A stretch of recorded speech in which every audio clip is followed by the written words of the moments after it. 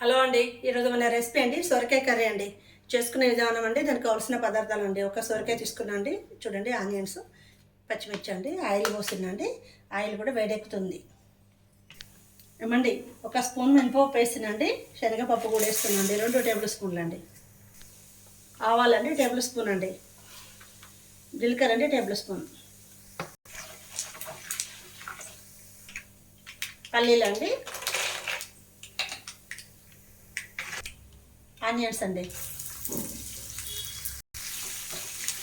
Onions కూడా అండి gold colour రావాలండి.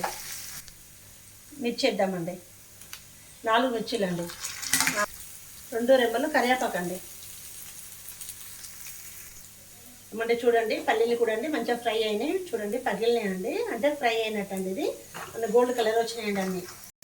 మండి కొంచెం అల్లం అండి, పసుపు అండి చిన్న స్పూన్ అండి, వేంపిన మెంతి పిండి అండి చిటికెడండి.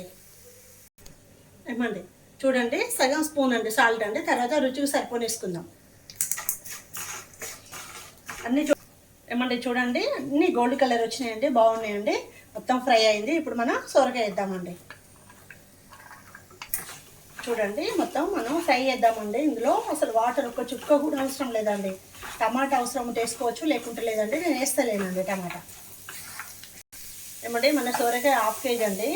మీకు ఇది చూడండి, సొరకాయ నుండి ఇట్లా క్లీన్ చేయడం తెలుసు కదండి. మొత్తం దీని మీద ఉన్నది ఇది తీసేయాలండి, పొట్టు చూడండి ఇలా తీయాలండి. ఏమండి ఇది మనకి ఇంట్లో లేదనుకోండి, అందుబాటులో స్పూన్తో కూడా తీయవచ్చండి. ఇలా పొట్టు చూడండి ఇలా తీయవచ్చు.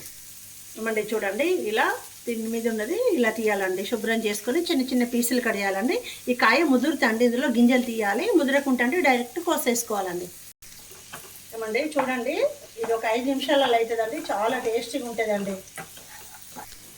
ఏమండి చూడండి, ఉడికిందా చూద్దామండి. చూడండి చూడండి ఉడికిందండి. మనం ఇప్పుడు కొత్తిమీర వేసుకుందాం. చూడండి మొత్తం ఉడికింది. కొత్తిమీర అంటే శుభ్రంగా కడిగిందండి, ఇది కూడా వేస్తున్నాండి. 2 నిమిషాలలో అండి కొత్తిమీర కూడా మనకి మంచిగా ఉడుకుతుందండి. పిల్లలు తీసేయకుండా తినాలంటే అండి ఒక 2 నిమిషాలు కొత్తిమీర కూడా ఉడికిద్దామండి. ఏమండి మన కర్రీ రెడీ అయిందండి, చాలా టేస్ట్గా ఉందండి. థ్యాంక్ యూ అండి.